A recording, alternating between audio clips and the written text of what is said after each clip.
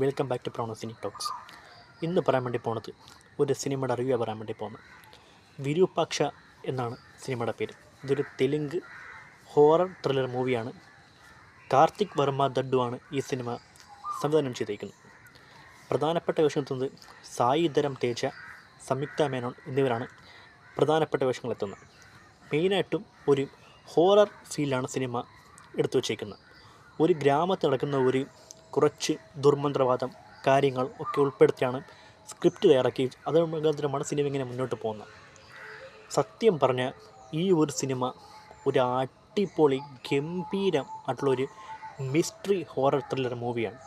ഈ സിനിമ എടുക്കുമ്പോൾ പോലും ഞാൻ കരുതിയിരുന്നില്ല ഈ സിനിമ ഇത്രയ്ക്കൊരു പെർഫെക്റ്റ് സിനിമയായിരിക്കുമെന്ന്. കാരണം അത്രയ്ക്ക് അടിപൊളി എന്ന് വെച്ച് കഴിഞ്ഞാൽ വേറെ ലെവൽ സിനിമ.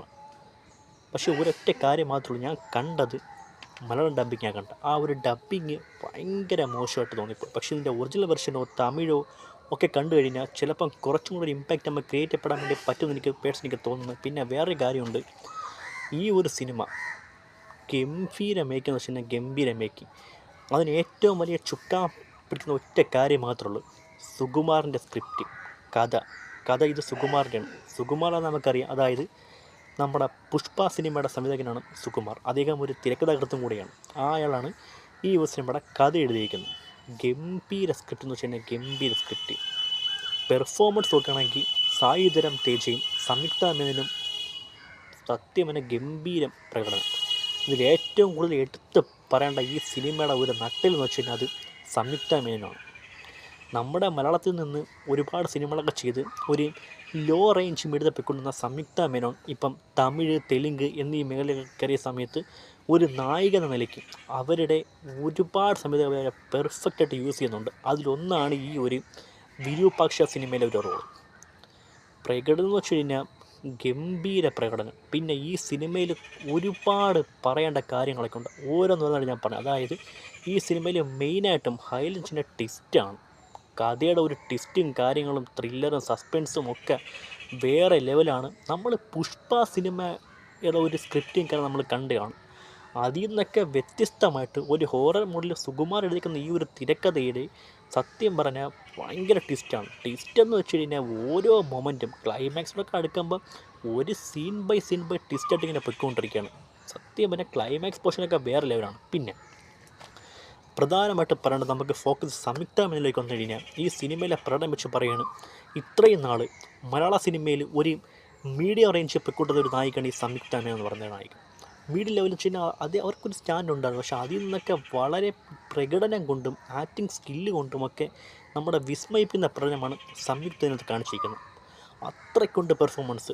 ഞാനൊരു കാര്യം തീർത്തു പറയാം, അതായത് സംയുക്തയുടെ ഈ ഒരു പ്രകടനം ഇപ്പം തിളങ്ങി നിൽക്കുന്ന സമന്ത എന്ന് പറഞ്ഞ ഒരു നായികയ്ക്ക് ഒരു അടിയാവുന്ന കാര്യം ഉറപ്പാണ്. കാരണം അത്രയ്ക്കുണ്ട് പെർഫോമൻസ്. ഇതിൽ ചില ഷോട്ട് കാണുമ്പോൾ സമന്ത ചെയ്തിരുന്നു എങ്കിലും നമുക്ക് ഈ വിരൂപാക്ഷ റോൾ തോന്നിപ്പോയി. പക്ഷേ സമന്ത ചെയ്തിരുന്നാലും അത്രയ്ക്ക് പെർഫെക്റ്റ് വരത്തില്ലെന്ന് എനിക്ക് തോന്നിപ്പോയി. കാരണം അത്രയ്ക്കാണ് സംയുക്ത മേനോൻ ഇതിനകത്ത് ഒരു പെർഫോമൻസ് ചെയ്ത് വെച്ചിരിക്കുന്നത്. ഈ സിനിമ ഗംഭീര മേക്കിംഗ് ആയിരുന്നു. സ്റ്റോറി ലൈൻസും കാര്യങ്ങൾ കൊണ്ടും അഭിനയം കൊണ്ടും. ഇപ്പോൾ സായി ധരം തേജ് എന്ന് പറഞ്ഞ നായിക നമ്മൾ നോക്കുകയാണെങ്കിൽ അദ്ദേഹം അത്ര മോശമില്ല. കാരണം അദ്ദേഹത്തിൻ്റെ സ്കില്ലും ആക്ടിങ് ഡെവലപ്മെൻറ്റും കാര്യങ്ങളൊക്കെ വേറെ ലെവലാണ് പോയിക്കൊണ്ടിരുന്നത്. അത്രയ്ക്ക് പെർഫോമൻസ് ആയിട്ടാണ് ഈ സിനിമയിൽ കൊണ്ടുപോയിക്കൊണ്ടിരുന്നത്. പിന്നെ ഞാൻ വീണ്ടും മെൻഷൻ ചെയ്യുന്ന കാര്യമാണ് സംയുക്ത മേനോൻ.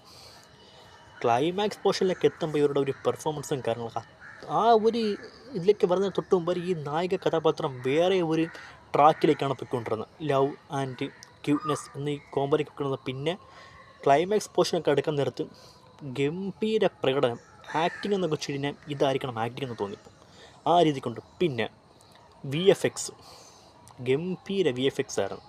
സത്യം പറഞ്ഞാൽ ഈ സിനിമയിൽ ചോദിച്ചാൽ VFXൻ്റെയൊക്കെ വേറെ ലെവൽ തന്നെയാണ് കൊണ്ടുവന്നിരിക്കുന്നത്. പിന്നെ സുനിൽ എന്ന് പറഞ്ഞൊരു ആൾ ഇതിനകത്ത് അഭിനയിക്കുന്നുണ്ട്. നമുക്ക് ജയിലർ സിനിമയിൽ കൂടെയൊക്കെ പരിചയപ്പെട്ട സുനിൽ ഉണ്ട് ഇതിനകത്ത്. അങ്ങനെ മറ്റു താരങ്ങളൊക്കെ നിൽക്കുന്നു. എല്ലാവർക്കും കൊടുത്തേക്കുന്ന ഒരു സ്പേസ് ആക്ടിങ്ങിൽ ഇതൊക്കെ വേറെ ലെവലായിരുന്നു. പിന്നെ പ്രധാനമായിട്ട് പറയേണ്ട ഒരു കാരണം എന്ന് വെച്ച് കഴിഞ്ഞാൽ തിരക്കഥ.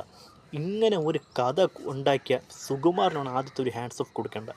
അത്രയ്ക്കൊരു മിസ്റ്ററി ഹോറർ മൂഡിലുള്ള ഒരു തിരക്കഥ തയ്യാറാക്കി എടുത്തിരിക്കുന്ന രീതി. പിന്നെ ഒരു കാര്യമുണ്ട്, സംയുക്ത മേനോൻ്റെ ഒരു പെർഫോമൻസും കാര്യങ്ങളൊക്കെ ഈ സിനിമയ്ക്ക് അനുയോജ്യമായിരുന്നു.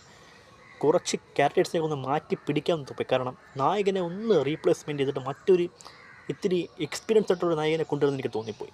അത് ഒരു അസ്വാജീകരണം. പിന്നെ വേറെ കാരണം എന്ന് വെച്ച് കഴിഞ്ഞാൽ ഈ ഒരു സിനിമ ഒരു പ്രേക്ഷകൻ എന്ന നിലയ്ക്ക് നമുക്ക് ഇഷ്ടപ്പെടും, നമ്മൾ ഇഷ്ടപ്പെടുത്തി ഇരുത്തും, നമ്മളെ പിടിച്ചിരുത്താൻ വേണ്ടി പറ്റിയ പൊട്ടൻഷ്യലും ഡെപ്തും ഉള്ളൊരു സ്ക്രിപ്റ്റ് തന്നെയാണ്. പിടിച്ചിരുത്തും. നമുക്ക് ഒരു ആദ്യമൊക്കെ നമുക്ക് ഈ സിനിമ കാണുമ്പോൾ തോന്നും ഒരു അരോചകമായിട്ട് ഫീൽ ചെയ്യും, ഇതെന്താണ് ഉദ്ദേശിക്കുന്നത്, അല്ലെങ്കിൽ എപ്പോൾ നമുക്കൊരു മൂഡ് ക്രിയേറ്റ് ചെയ്യപ്പെടുന്ന നമുക്ക് തോന്നും. പക്ഷേ പോകെ പോകെ നമ്മൾ ചെന്നെത്തുന്നത് തന്നെ ഒരു ഗംഭീരമായൊരു വിസ്മയത്തിലേക്കാണ് എത്തിപ്പേരുന്നത്. അങ്ങനെയാണ് ഈ സിനിമ എടുത്തു വച്ചിരിക്കുന്നത്.